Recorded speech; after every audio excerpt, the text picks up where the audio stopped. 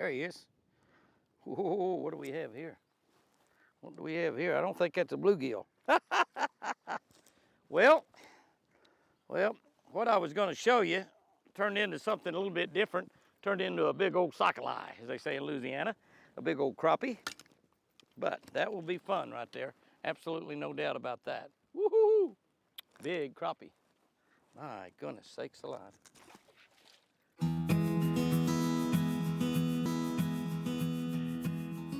Hey guys and girls, want to have some fun just about any place there's water, take you a little ultralight spinning rod, like my little Jimmy Houston camo model, a little jig. I'm going to tell you what size and what to do with it to have some fun catching some bluegill. And you're going to catch about anything that's in the water with this little bait. You're going to get bites if you're around a lot of bluegill. You're going to get bites every single throw. Now, the only thing is you're not going to catch a fish every time he bites because bluegill have pretty small mouths, even big ones. And probably the best thing to catch them with is a little red wiggler and a bobber. But if you don't have that handy all the time, you can take a little small jig. Now I've got a 32nd ounce jig here, and I'm going to show you why here in just a minute. Very important that you use a small jig. An 1/8 ounce, 16th ounce, you're going to get a lot of bites, but you're not going to catch a lot of fish. Okay, this is a little Lucky Strike skirted minnow that we use for crappie. And here's what I'm going to do on this. This is a pretty long bait if you're going to have bluegill around. I think we'll catch crappie on it also. But what I'm going to do is I'm going to come up here about halfway. Man, it's good. And I'm going to bite about half of it off. So I'm going to move down to about half the length of these bluegills. I'm going to move down to where my hook is actually coming through down close to where that skirt is, close to where the skirt is. Let's see what happens at that. You need really kind of a small bait on that little 32nd ounce jig. Now that little short bait allowed me to hook that fish, even though, so that's what you want to do on whatever plastic you're using. I'm using Lucky Strike minnows. You want to shorten that bait down, exactly what you want to do. That way you can hook them. Now here's one of the nice things. I'm going to go ahead and unhook this fish, get a hold of them right there, kind of make a circle where you get those fins in your hand, and you can unhook them and turn them back. But I'm going to show you a little trick that I'm doing right here. You see what I've done with this? Now, the reason I'm using a 32nd ounce jig head is a small hook. The hook size is what's important. You can have an 1/8 ounce or a 16th ounce as long as you have that tiny hook. But when you move down to 32nd ounce, even when you move to 16th, you're going to get a small hook. You got to have a small hook to catch bluegill. And you don't want that bait sticking out very far past that hook. So the shorter you make that, no matter what kind of soft plastic you're using, the shorter you make it, the better off you are. I've got it down nice and short. And they don't have much sticking out because they'll grab a hold of that tail right there. You want that tail pretty close to the hook. It wouldn't hurt to actually cut it off a little bit more, and I think I may do that. But the little hook is the key to catching bluegill. And I'm going to show you something else that I've done. So let me catch another one. I'll show you something else I've done to make bluegill fishing really, really fun and exciting. Swimming it a little bit, letting it fall down amongst the fish, various depths. Bluegill will be anywhere from the top to the bottom. You see you're getting a lot of bites. Every throw, we're getting bites. Let her swim, let it drop till you get one that gets that thing in his mouth. It'll usually be a bigger one when you get it in its mouth. Don't catch too many little ones doing this. Catch fish just like that one I had a second ago. Yeah, I got one. You just kind of keep just barely setting the hook, barely setting the hook.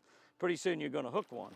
Oh my gosh, a big bass. A big bass got after that bluegill. Did you see that? Look at there, look at there, look at there. I got a big bass after the bluegill. See him there? See him trying to eat that bluegill? That bluegill says, "Get me out of here, Jimmy."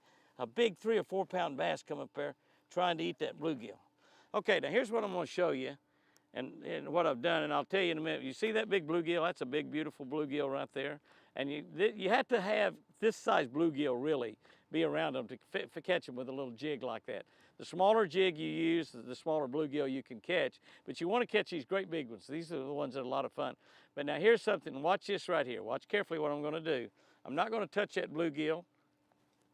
See that? You see what happened? Now the reason that happened is I've got my barb smashed down. You see this barb right here? I'm going to go ahead and take that off and let you take a look at it. Take that off. I've got the barb smashed down. There's no barb on that.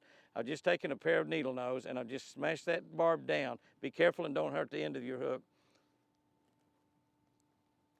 I'm gonna bite off it a little bit more even. And take that bait and where you can go into that tail.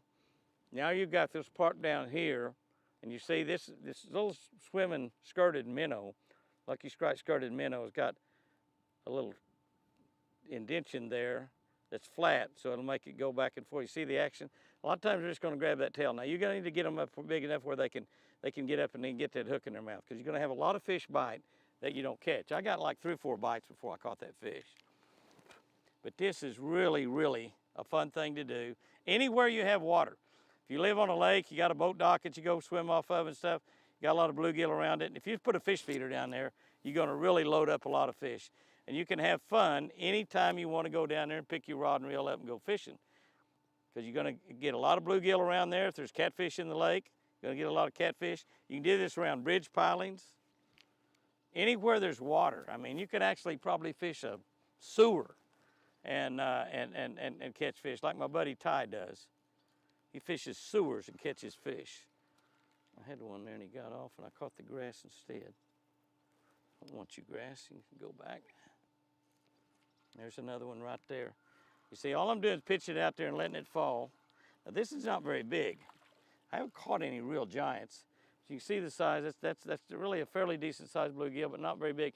Now again, you see the way he is right there. Now he's got his fins out, that's what they do. You want to handle them, you want to make a circle with your hand, come right in here and push those fins down. That way you can unhook that fish. Beautiful, beautiful copper-nosed bluegill. Pretty good sugar too. But now, like I said, you can unhook that fish without even touching it. And that's what makes them fun to catch. You teach your kids to do that. They won't get finned. They won't be afraid of the fish. They're very, very easy to handle. This is just a super way to have a lot of fun if you don't have any live bait. You just keep your rod and reel around. It's got some small jig heads on it, 16th ounce, 32nd ounce. The key thing is a small hook. You want to find jig heads that's got a small hook. That small hook can handle a really, really big fish. I've got 20-pound braided line on here. I've got a little 8 or 10-pound leader on the end of it. You can see that fish out there a bit just as while it was falling. And I said you're going to catch a lot of big ones. They're getting smaller, but now you notice that I'm catching them a lot better. Get back in the water there, little guy. I'm catching them a lot better since I shortened that bait down. That's the key. You don't want to have too much plastic away from your hook. You want to have a fairly short bait. That way when they get that bait, they're going to get the hook too. Because they'll bite the end of those. The bluegill are really bad about doing that. So that's what happens on a plastic worm a lot of times. They're just grabbing the end of it. You do a lot of jerking. You go through a lot of plastic worms. You don't catch them. But you're going to get a lot of bites. I mean, you're going to get a lot of bites doing this. And one of the things you can do once he kind of gets tore up a little bit, just go find you a new little spot to attach that worm, that little piece of plastic to. Just find you a new little spot. You can catch several fish on one little piece of plastic. You can take a little bag of these and they'll last you a long time and catch a lot of fish. When you get those bluegill going, and one of the things about it, bluegill are like chickens. When you get them going, they're ready for something to hit the water. The more you catch, the faster the bite normally gets. Surprised we hadn't caught some more crappie here. Caught that one crappie right off the bat. That's the only one we caught, but we're catching a lot of bluegill before it gets down to the right depth probably to catch a crappie. You're gonna catch bass.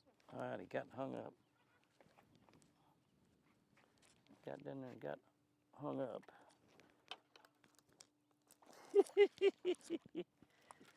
Not a very big bass. Same thing on the bass. Now I can handle that bass, or I can probably take a hold of the jig and maybe unhook him without touching him. That's the deal. Smash that barb down. You can have a lot of fun. And if you're kids, you know, this is one of the things too. You can turn a youngster that's 3 or 4 years old loose with one of these on the dock fishing or around a bridge piling or wherever, fishing off the bank. And if you got that barb smashed down, he happens to get the barb in his hand, slips right out, doesn't out below the barb. It'll still hurt, but it'll kind of teach them how to handle hooks without worrying about getting hooked real badly at all. So it's just like you're turning your fish loose real quickly like that, turn the kid loose real quickly like that too. I've seen little kids throwing and catch their own ear. Run a hook right through their ear. If you have that barb smashed down, it's not a problem at all. They're gonna cry and it's gonna hurt a little bit, but they're not hooked that requires any action because that hook is smooth. It'll come right out. Come right out of them. And if you turn kids loose with hooks and rods and reels, somebody's going to get hooked. Hey, we do it as adults, so the kids are going to do it too. Smash those barbs down. Great thing to do while you're bluegill fishing. Even if you're fishing with an earthworm, you're using wigglers or little red night crawlers or something like that. Even if you're doing that, even if you're using those little, Berkley makes those little red wiggler type things and they're artificial, they work really good for bluegill, really good for bluegill. You can put them just on a small hook. The key to the whole deal is small hooks. That's the key. So take whatever crappie jigs you're using, get the ones that's got the smallest hooks on them. Usually that's a 32nd ounce. Sometimes 16th ounce have the same. 1/8 ounce you normally move up to a little bit larger hook. An 1/8 ounce is one that I use for crappie a lot. You can see I'm just letting that drop out there. Whoop, that didn't come off. That one come off. I'm just letting it drop, that little Lucky Strike minnow bait. Now this one's getting ripped a little bit. As it gets ripped a little bit, I'm just going to take it and move it around. It doesn't matter how you have that hooked. I'm going to come into another place there. Now I've got a whole new spot that I've got my bait on. Come here, baby. Come here, baby. Come here, little baby doll. Look at, oh, that big bass got it. That big bass got that fish and broke my leader. That big bass got it. All of a sudden that fish grew. I mean grew, and looky here. I got a little leader on the end of it and it broke my leader, I gotta go tie me a new bait on. I might try it a little bit different color. Okay, we have a chartreuse head on. Let's see if what that'll do. I guarantee you they can see it. Isn't that just like a fisherman? I was getting bites, catching fish on a whitehead, so I changed to a chartreuse. None of y'all do that, do you? Catch them on something, change it different, something else. I kept the same bait, just different color. Actually, same tail too. Little skirted, lucky strike, skirted minnow. Lucky skirted minnow. Ooh, that's the right color. Let's see if I can get him in without a big bass getting him. Wasn't that cool? Wasn't that cool? That's that big bass I saw a minute ago. He's about a 4-pounder. These guys are fighting up the top. You see how that fish fought. Now you look at the size of that fish. That is a big old giant bluegill right there. That is a beauty. Now let's see if I can unhook him by not touching the fish. You see the way he sticks those fins out? By not touching the fish because I got my barb down. See how simple that is? I love it. I love it when a plan comes together. Woohoo! Come here, baby doll. Come here, baby doll. Look at the way they pull. Will you look at that? I still hadn't got a real giant one. Oh, the bass, two basses after him. 2 basses after him. 2 bass, look at that. 2 bass, see that? I'm not gonna let them get you, boy. There was 2 bass after him. That's a pretty nice sized bluegill. Takes a pretty good sized bass to eat a bluegill like that. All right, let's try a little hook release. Is that cool or is that cool? That is barbless hooks right there. Why won't one of those bass bite this bait? That's what I want to have happen. Whoop, I got my bait, One of the things that's gonna happen though, I'm telling you with your,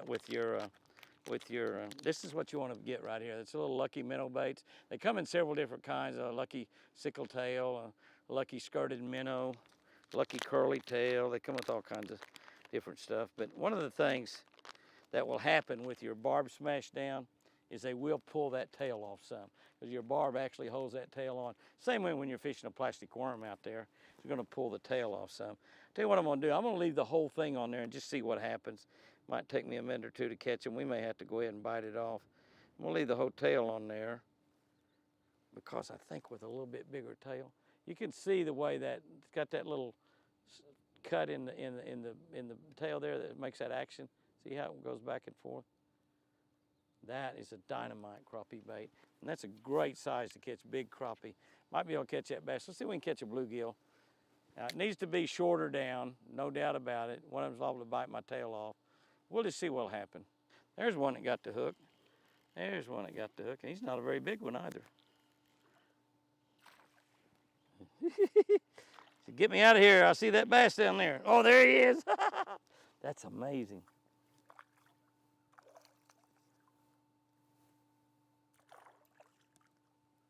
That is amazing, those bass coming up trying to eat that. That's not a giant one there, but you get the idea, boys and girls. That a small jig, smash that barb down, put you a little lucky minnow tail of some sort on there. You might have to cut that tail down in two. I caught that fish with it full long, but by having that, you never have to handle the fish. Just reach out there, shake them a little bit, they'll slide right off, and you can go back to fishing. Guys and girls, catch those bluegill, take your kids out, have some fun, and I'm telling you, you'll love it too. The lighter the rod, the more fun you're gonna have. Now remember, I sure do love you.